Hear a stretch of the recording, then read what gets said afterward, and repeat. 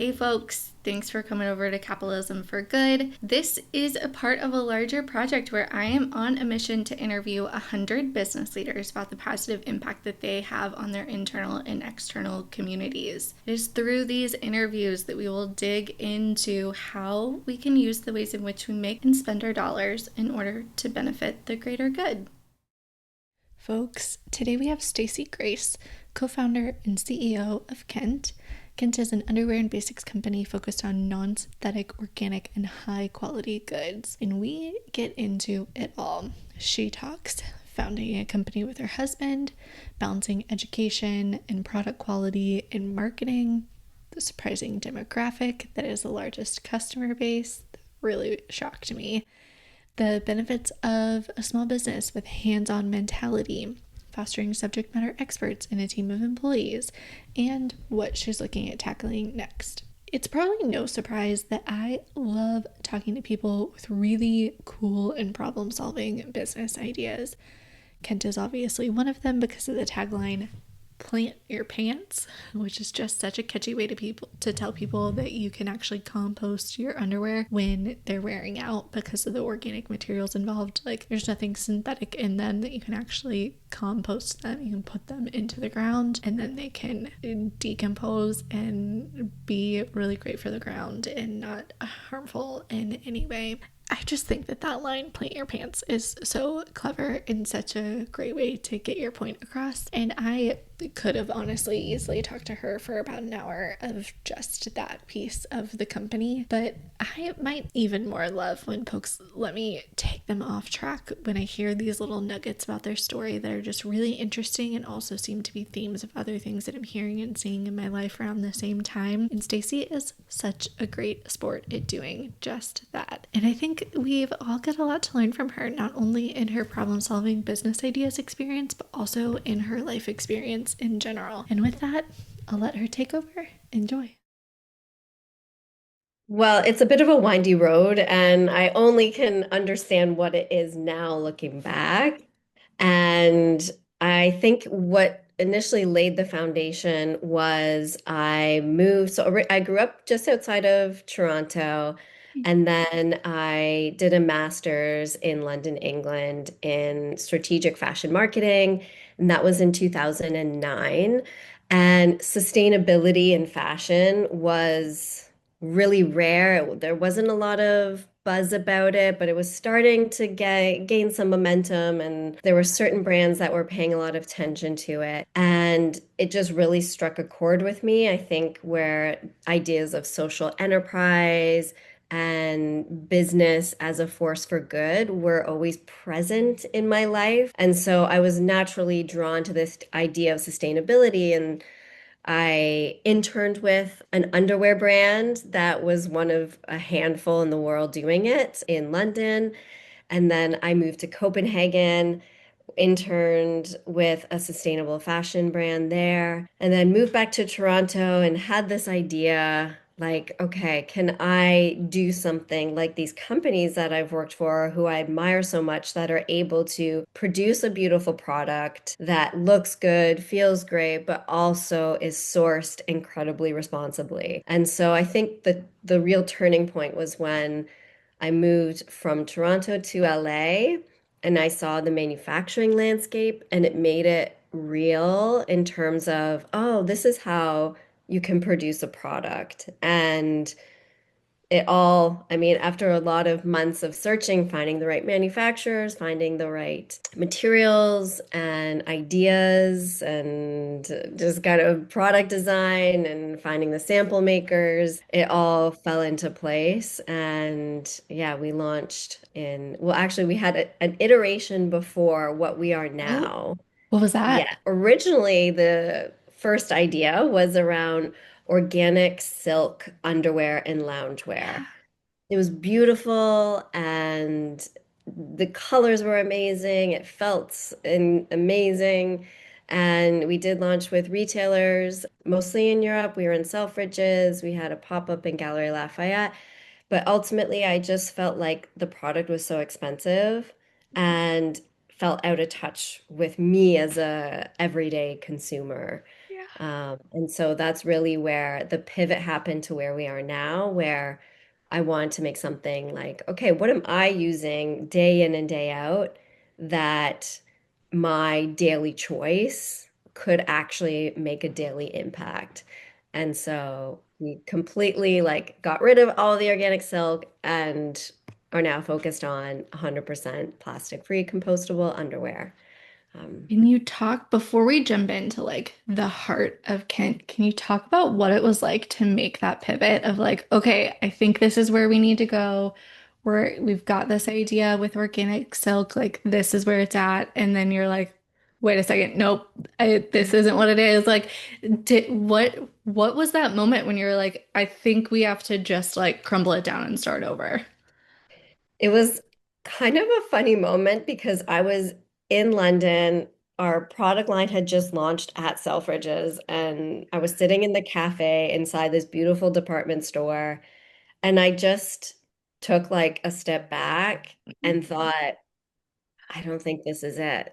Like, I just in my gut felt like there wasn't it was a really beautiful product, but I felt like there was something else necessary and more of a need rather than a nice to have. And I didn't want to cater to just like the ultra elite, which silk is expensive as it is, and organic silk even more. I wanted to cater to people who wear cotton underwear or want to wear basics. Yeah. So it was a bit of it was a tough decision because it felt like, oh wow, we've invested so much, we've gotten really great momentum, but I think at the end of the day, it just wasn't resonating with me as like a founder anymore. So I felt better making the pivot. That's a perfect lead in. Can you talk a little bit about Kent and like what's like the foundation of the company and what you guys are all about? So in a nutshell, we're all about 100% plastic free or synthetic free underwear for women and men that has a compostable afterlife. And I say afterlife instead of end of life because I like to think of what happens after you're using a product. Everything has an afterlife, whether it's destined for landfill, like synthetics, where they don't break down for hundreds of years, if ever. But so thinking about, okay, how can the product have a net benefit, not just in material choices and not just how it feels and is healthy for a person on their body, but also, yeah, when you're done using it, underwear you can't donate, you can't resell, but ours you can what we call plant your pants. You can compost and it'll turn into soil and have a better afterlife because then it actually does something positive for the earth instead of just getting tossed in a landfill. Yeah, I love that term of afterlife. I immediately was thinking about how once something is no longer like in our hands, in whatever that means, whether it is something that you're donating or reselling or you're throwing away. It doesn't matter what it is. I think it's easy for a lot of us to think that's the end of the life because that's the end of the life with us. Like it's done, it Mm. is out of our brains. Like I can even picture myself like cleaning a space and being like, if it's not there, if I can't see it, it doesn't exist. So if I throw it away, if I give it away, if I sell it, whatever, it doesn't exist anymore. But that is not reality. And that is not true of what is actually happening. Like things do have an impact. They do live on in some form or another. And I just think that it's such a cool niche idea to take something like you said, you can't donate your underwear, you can't like resell it to someone else. Well, I guess some people probably do, but like in general, we don't. Yeah. And so but to be able to take something like that and really do something like it really feels like a true, not to make underwear spiritual, but it kind of feels like a real circle of life of like you're taking something that is personal and then you're putting it back into the ground and then it is becoming a part of the future of something else. And I guess my question in all of that is like, did that spiritual aspect of it, did that like circle of life, full loop thought, was that present when you were thinking about it, or was that something that kind of like clicked a little later? I think it was a combination of factors where one, after I did my master's, I did a postgrad in sustainable business and there learned all about the circular economy and those strategies that are so pivotal to making any kind of business truly sustainable. So it is thinking, as you said, about like the full life cycle of a product, not just material choice and design, but yeah, decomposition or deconstruction and repurposing for the next use.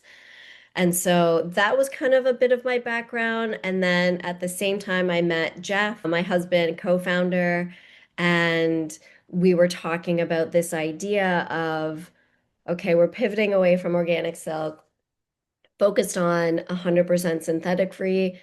And I think he almost planted the idea saying, well, if this is truly 100% made of plants, can't we compost it? And it was just like Mhm. this light bulb moment being like, oh my gosh, I think we can. Yeah. And so we did testing with a compost partner in LA and it did. And we were like, okay, this is amazing. We've done it. And I think a lot of people will be on board. So yeah, I think it came from like a strategic Mhm. foundation of knowing that this type of business strategy is out there in the world. And then also Yeah. kind of coupled with the idea of can't we can do more good. Yeah.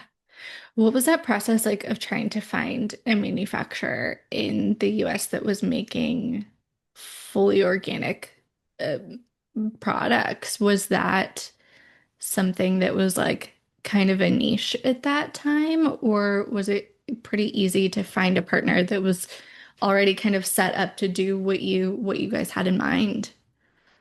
Not easy at all.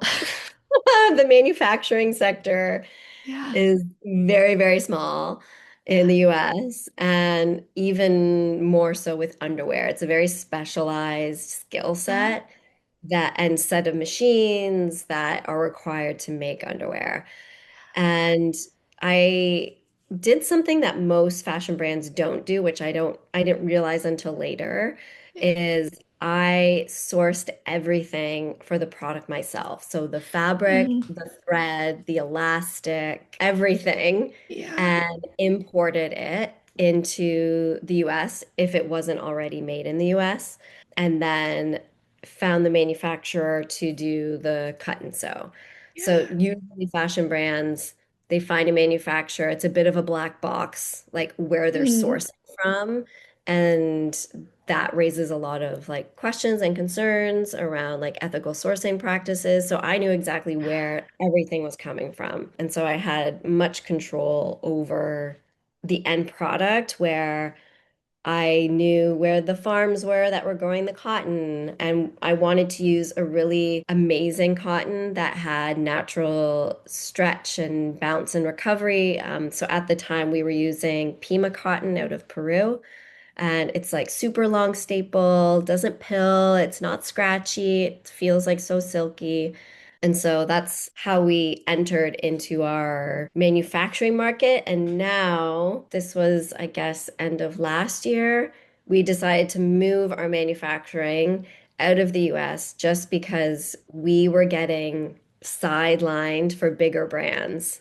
And I think because there's so few manufacturing facilities left in the US, when you're a smaller Mm. brand and you don't have high quantities, that often your production, well, this was our experience. Yeah. Our production would just get delayed and delayed and delayed. And we couldn't run a business like that anymore. And we couldn't grow fast enough to be able to demand our manufacturers' time and attention.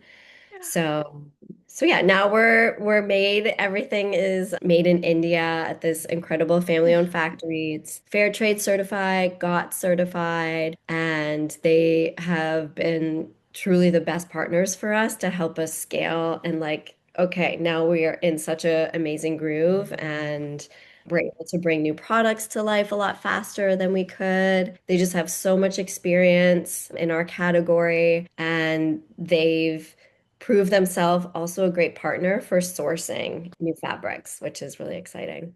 When you're looking for either those manufacturing partners or you're sourcing the materials and you're looking for all of those, the farms and probably even like the labor, like the people that are actually manufacturing the product, like what are those types of things that you're looking? Because it seems like you're still really hands-on when it comes to all of those aspects. Like, what are the things that are making good partners to you? I think a couple things. One place to start, just if you're interested in like high sustainability standards, is looking for certifications and also double checking those certifications are valid, how long they're valid for. So we started with Fair Trade, GOTS, which is the Global Organic Textile Standard. Those are the two main ones that we look at. And then our Peru partners were using regenerative farming practices, which was also really incredible. They are one of, I think, three farms worldwide that were doing it. So that's probably a good place to start. And then also just having one-on-one conversations with your partners to see, are they interested in supporting your business?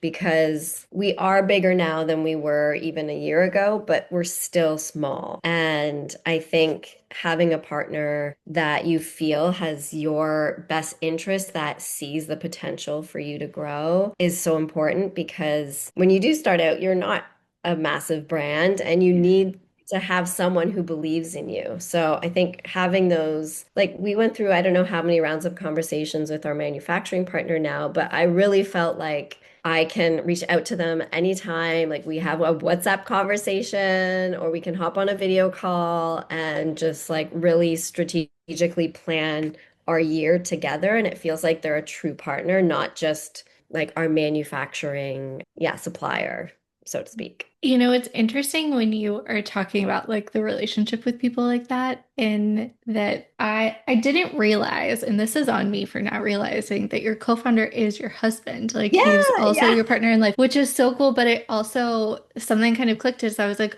oh, no wonder you're hands-on and you've got this personal relationship because your company in and of itself is personal. Like Yeah. if you're willing to talk about it, what has that been like having in like running a business with your partner and having everything be so enmeshed? I mean, I think about I am so nerdy. I love to think about like work-life balance and working styles and people's routines and all of these different things. And there's so much to like the boundaries between work and life. But then I keep in, it's interesting because I find it specifically with sustainably manufactured goods where these people that are founding these companies are partnering with their sister or their husband or Mm. their partner or their best friend or something like that. And it seems to be maybe that's just where my interest lies. And so that's what I'm kind of like looking for. But yeah, what has that been like partnering with your partner on kind of everything? Well, not everything. I'm sure you have a life outside of that, but you know, like a big pieces of your life. It's been, I mean, it's been amazing. It's also been challenging. I Yeah. think in any business relationship, there's always going to be like, yeah, where you're two people coming together, it's kind of like that old adage, like two heads are better than one. It's Mm. totally true. We bring different skill sets to the business and different perspectives, which I think has made us so much better. Jeff is really great at the creative side, and he comes from like a film background, writing background, advertising, and also bringing the men's insight. Our men's Yeah. is actually our best-selling product, and Oh, he great. fully like worked with our developer to design our first men's product. So he brings like a really interesting perspective. We do talk about the business like there's no, I don't know, we haven't set guardrails on it, like Yeah. no talking about it on weekends. It just kind of like has become part of our lifestyle. Yeah. And yeah, I think, excuse me, I think because we're both very passionate about it, and it just feels like a natural extension of who we are. And it's worked so well so far. And we also have like two young kids. So it's like we're in it right now. Everything's very busy right now, but it also makes it helpful to be able to have like a quick conversation at any time of day. If we like right now, yeah, we have a 5-month-old baby girl. So my schedule is very all over the place, but just knowing that we have the flexibility to chat with each other and have kind of like like quick solution-oriented conversations, like rapid fire, Yeah. is really helpful. It makes me think of, well, two things. One, earlier in the project, we talked to Lindsay McCoy, who's the founder and CEO of Plain Products. It's a closed loop hair care manufacturing brand. And she founded that company with her sister. And when Okay. I first talked to her, I was really in the thick of it. I was living in the same city with my sister for the first time since I was in junior high. And I was sitting on the board of directors for her nonprofit. And it was like this big transition. And I'm pretty, she was going through a rebrand. I'm pretty sure at one point we were like butting heads as sisters do about certain things. And I was just like, what is that? How do you make it work? And she was talking specifically about like when things get hard and like when you're having those tough conversations or you need a come to Jesus moment or something like that, that she really appreciated that there was almost like a shorthand Mm. or the longhand if she really needs to like talk and vent and get something out because she's got that relationship with her sister, she can like get into it. In almost a way, it was making me think of like, oh, this is the benefit of working with someone so close to you is that when something's like really getting under your skin, you can like, I can't think of a better way to say this, like, they're gonna tolerate having those conversations with you instead of you being this like faceless partner on the other side of a Zoom that they're like, oh, this client, once again, they're really being picky about this or whatever, you can actually get into it and like work through it in a conflict resolution way that ends up being like stronger in general in the outlet. And I just think that's such a beautiful thing. It's a really long way. I'm going to wrap this around to another point of yesterday I was talking to I myself have my eyes on opening a refill low waste shop and I've been partnering on this kind of next phase project with another refill store owner. And she was talking yesterday about how she finds it hard not to take it personally when people are in her store and she hears them say things like, oh, they have this or they did this. And she's like, the they's right here. The they is right here. And Yeah. if you're questioning why we're carrying certain products or whatever, talk to like it's me. I'm the one who's been staring at my computer and researching and trying to figure all of this out. And that again, that personalization, because we got into this conversation about like, okay, if you're like at a big box store and you're having that conversation with someone and saying like, oh, they chose this product or oh, they did this, no one's gonna hear you. No one's gonna that the comments aren't going anywhere. But if you're in a smaller company working very closely and transparently with your partners, or if you've got that like hands-on, like your comments not going into the ether, your comments going to the Yeah. person that's actually a decision maker. Anyway, that is a long way to me be like, what has your experience been in having those kinds of conversations and problem solving and those kinds of things? And do you see it being different on your end, like than just being like, oh, I'm just another client, I'm just another person on the other end of the phone here?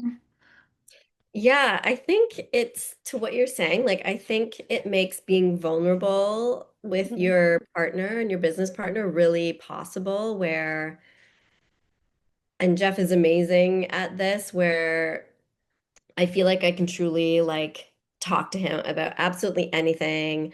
Obviously, like we're partners in life, so like that was important for me. And like, okay, can I talk to this person Yeah. about anything and not feel like judged? Or sometimes I just need someone to listen.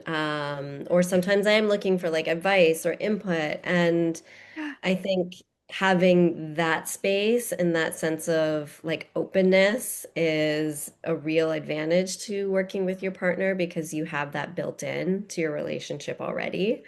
I think as well, when we are talking about decisions and we need to make a choice, eventually like the buck does stop with me, even though we are co-founders, just in the role that I am in the company. So I think having that like clarity is also really important, regardless of if it's a partner or anyone. Like I feel responsibility for absolutely every decision that's made in the company, even having like a co-founder. So I think that's helpful, like having clear lines. And then also what you're saying, like hearing your customer feedback. I used to take things super personally and get really upset and disappointed if things weren't perfect. But now, and even, yeah, my conversations with Jeff, I really try to just be like, as curious and open to learning as much as possible because that's the only way that we are going to get better. So, negative feedback or if something's not working in the business, it's an opportunity to improve. And there is always an opportunity to improve every single business. And so I really do welcome having feedback from our customers. I love talking with them, and we did recently launch like a new underwear style and sent it out to about 10 folks. They wrote back their feedback, like loving it, but wish this was a little different. And so it just helps us in like our product development process to make things that are perfect for everyone. I wonder if this thought process goes through your head at all when you are trying to like filter out information, because it's something that I've been trying to like figure out in my own space is like there are some of these like non-negotiables. There are things that are those like I guess like values of your company. Like I would assume that for Kent it's like your sustainability, your social responsibility, and who your partners are, and that like you're probably not going to hit a point where you're like, scrap this all, let's go back to synthetic materials or something like Yeah. that, because that, whatever.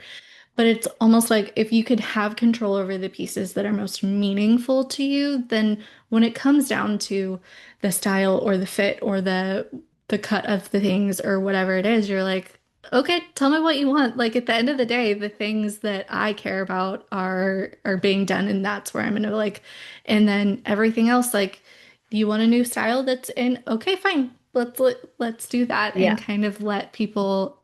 I wonder if it's maybe this is just dawning on me. Is it similar to when you were talking about like clear roles with your partner or your co-founder? Is it also like clear roles of like you as a founder versus the customer, and like they do have a role. You need them to purchase it in order to like continue to have an impact. I mean, at the end of the day, if compostable underwear is not something that anyone wants to put on their body, then like it's just another thing sitting in the shelves. And Yeah. so you need it to be something that people like. Definitely. Yeah, we definitely take our consumer and our community's thoughts and feedback for new products, colors, tweaks, and things like that into consideration. We do like an annual survey where we try to get like what are we missing that you would love to see from us?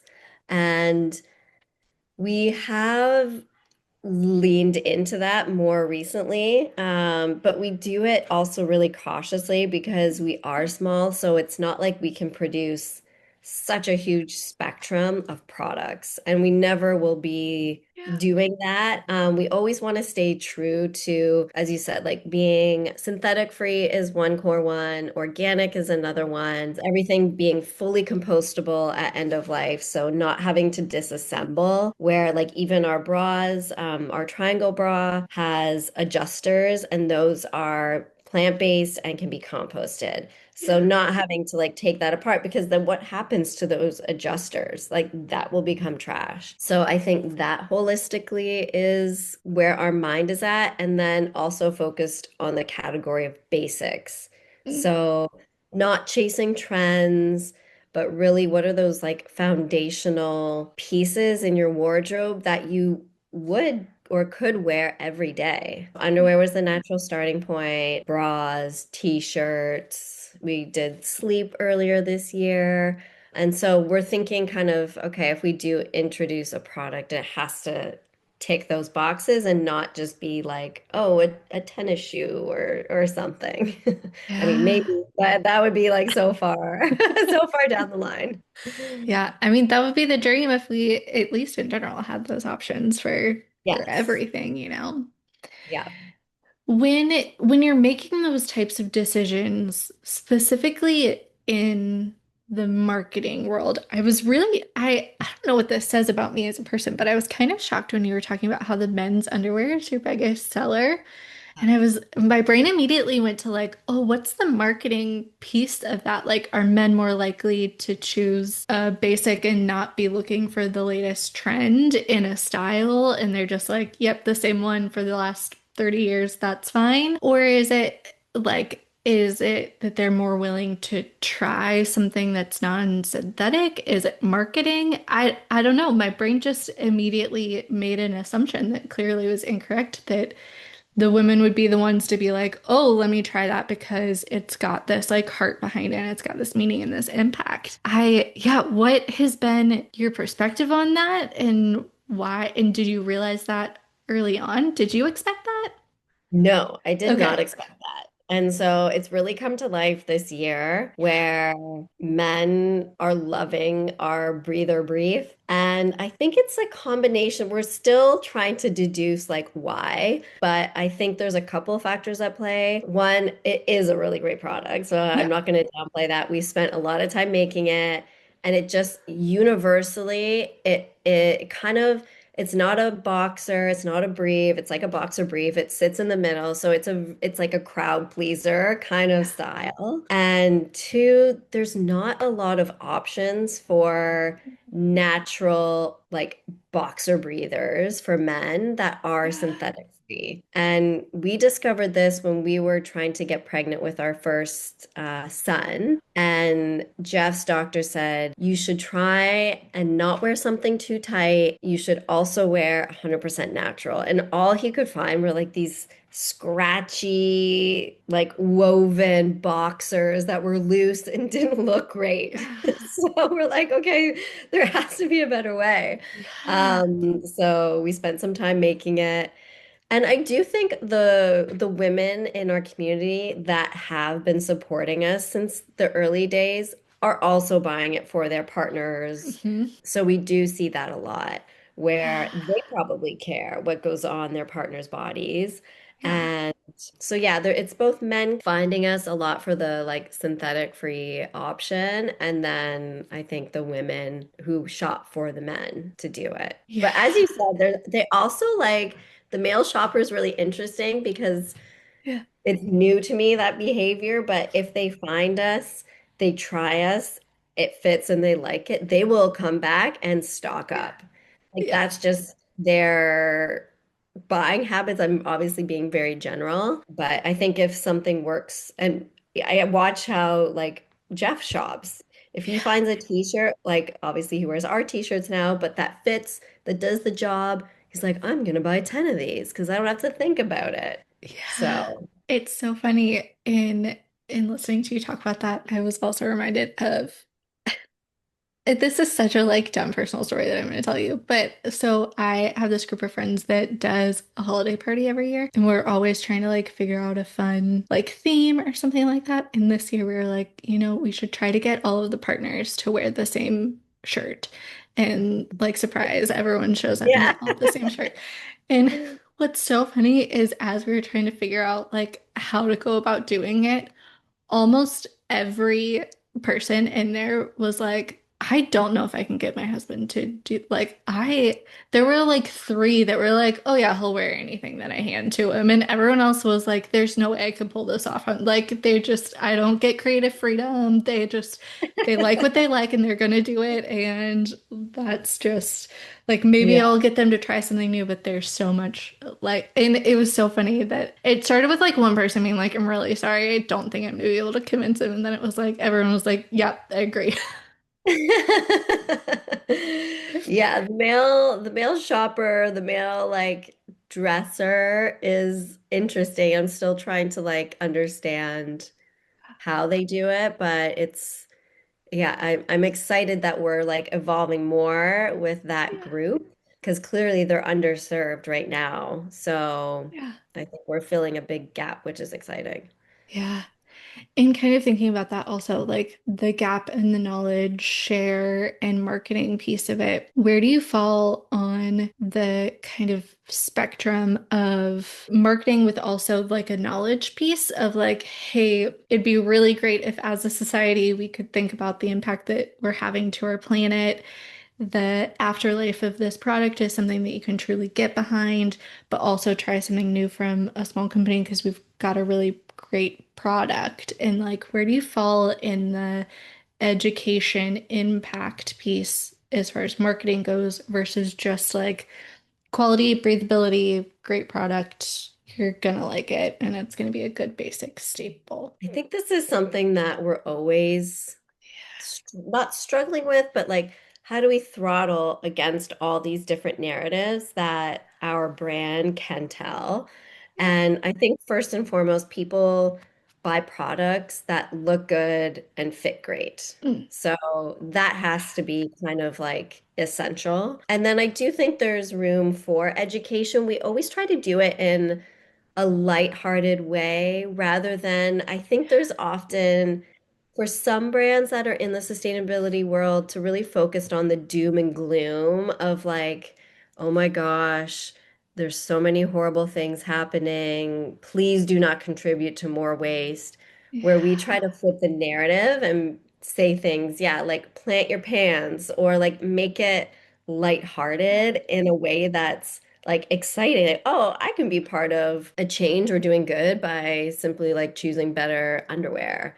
Yeah. And so I think those are the things that we're really always like trying to focus on. Like product has to be serving a purpose in someone's life. It has to be great. And then how can they feel that like they as a person are doing something good, but not feel guilted into doing it, Yeah. if that makes sense. Yeah. Yeah. Because it's hard to be, I don't know, maybe it's just because I have a little bit of like defiance in my nature, but like even if someone is coming at me with like a very like great point, there is a little piece of me that's like, don't tell me what to do or something like that, Yeah. even though you're like, oh, well, that actually really is a good point. Yeah, I think it's Yeah, all like framing of it. I think we all know like a lot of products are bad for the environment. Like that's not new right. knowledge. Yeah.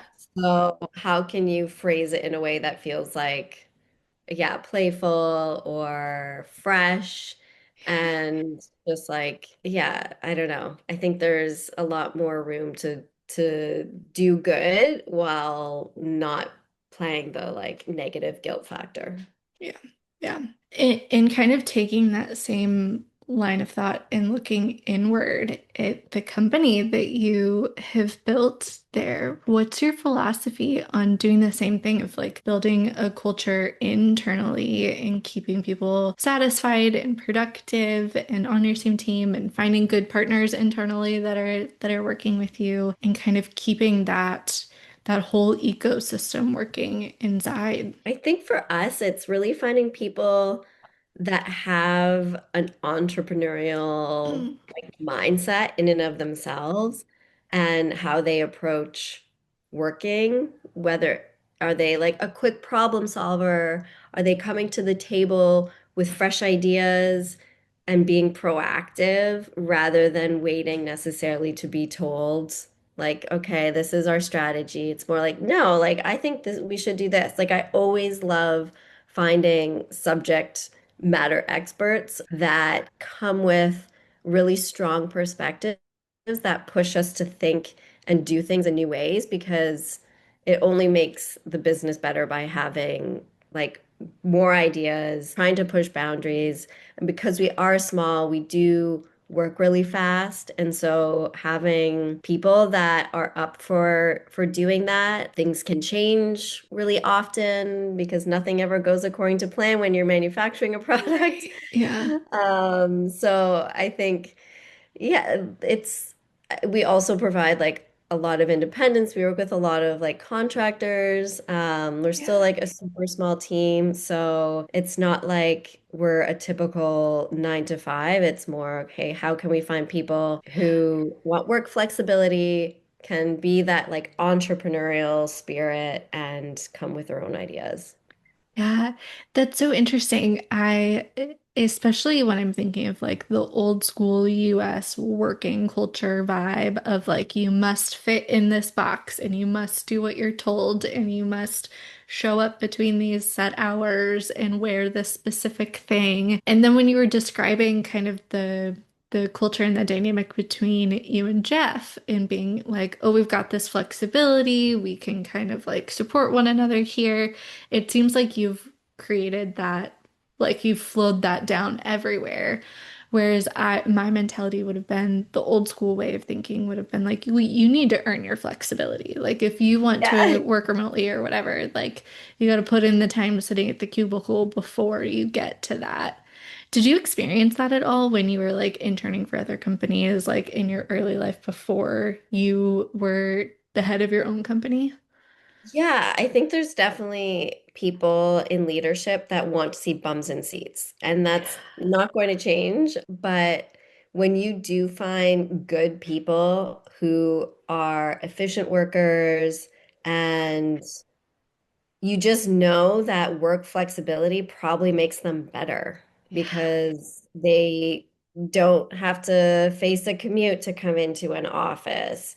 They can have autonomy over their life, which makes them happier versus feeling like they need to clock in and clock out. Because I think for me, I'm more interested in what someone brings to the table, what their output is, what their results are, what their work ethic is like rather than yeah, being forced to sit in an office every day because like I can't do that right now. Right.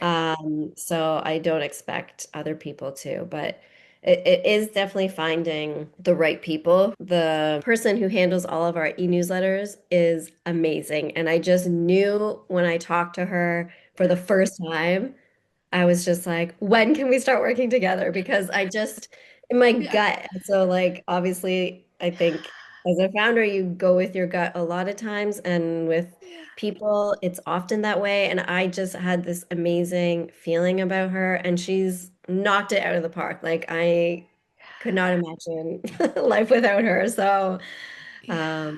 yeah, it's definitely a new way of operating, but I think when you have the right people in place, it works even better than, yeah, traditional office environment. Yeah.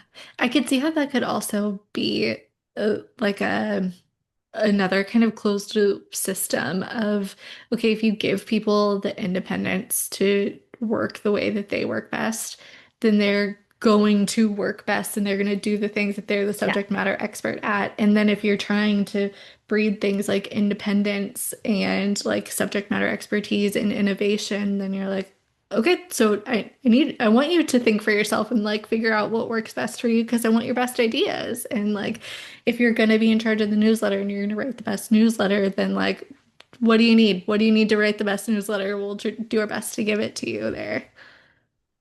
exactly. Yeah, and I think maybe there will come a day where we do have an office and we want to have some FaceTime, but maybe not. I Yeah. haven't really like played that out yet. So, yeah, I think number one is finding the right people that just like fit into what we're trying to do. Yeah. So you're kind of leading into where my brain was going next, which is maybe we'll have an office or what are those things in general that you're thinking about in the future, and whether it's some place you want to go with Kent, or maybe it's a different idea, a different thing altogether. But what do you have your eye on for the future? I think yeah, it's definitely the next phase of growth with Kent in terms of we have gained a lot of traction this year, really sorted out our supply chain, and next year we're going to start paid acquisition. So this entire year we've only grown organically, which is pretty incredible.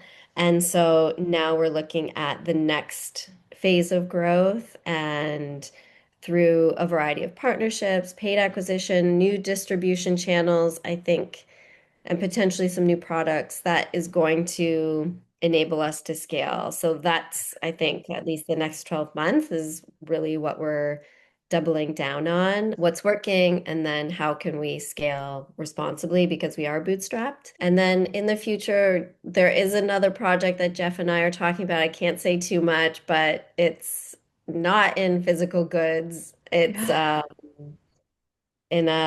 it's an app and Oh, it's from a very personal experience that is, I think, a definite need. So we'll see if that comes to life. Also in the next 12 months. We have a lot of interesting new projects, but that one in particular, I think, could be a game changer.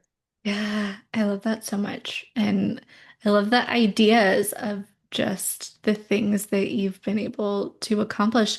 And also through organic growth. I mean, is a big part of that just old school grassroots word of mouth prior to kind of what you're looking at in this next year? Yeah, I think a lot of it's word of mouth. We do really well with Google, to be Mm, honest, and SEO optimization. I think we are still a niche product. So when people are searching for certain keywords, they do come across us because we are serving a really specific customer and what they're looking for. And we do have some affiliate marketing mm, that through press when we have exposure that way. So maybe that's kind of considered paid, but it's yeah. like commission, so it's like built in.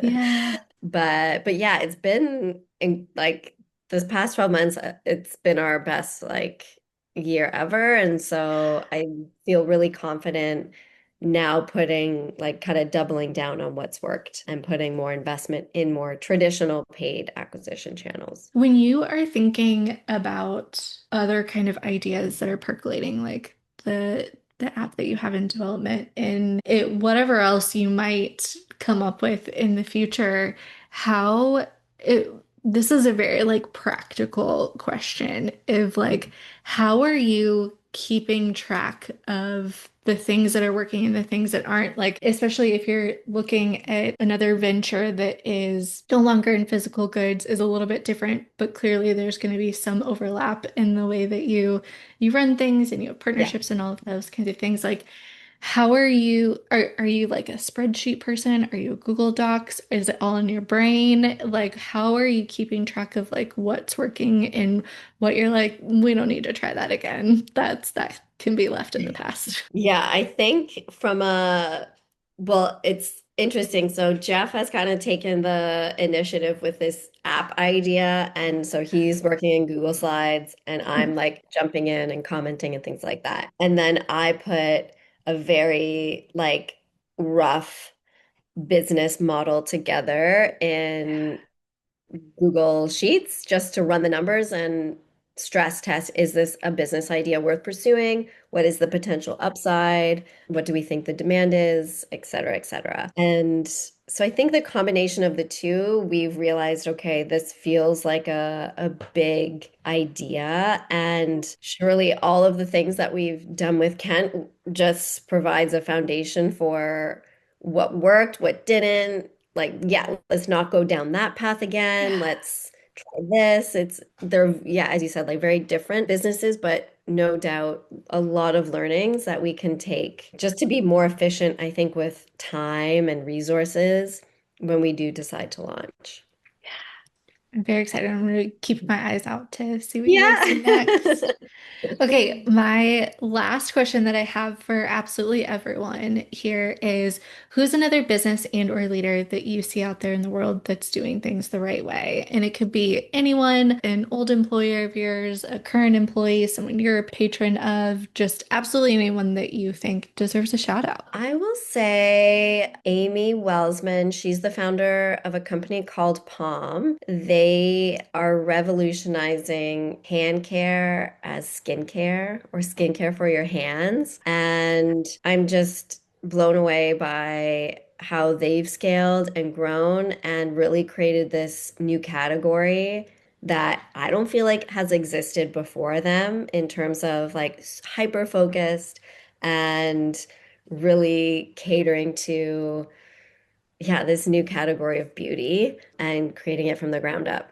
So definitely check out their products. They're beautiful and serve a real big need. I love that. Shout out Amy. And thank you, Stacy. I can't thank you enough for doing this with me. And especially thank you for letting me run well outside of that outline that I sent you. I get these like little glimmers and people are telling their story and I'm like, actually I want to left turn down that. I really want to know what your experience is there. And I can't thank you enough. This has been so fun. And I'm really excited to see what you guys kind of tackle in the future. Amazing. Yeah, thank you so much. It was such a great time to chat.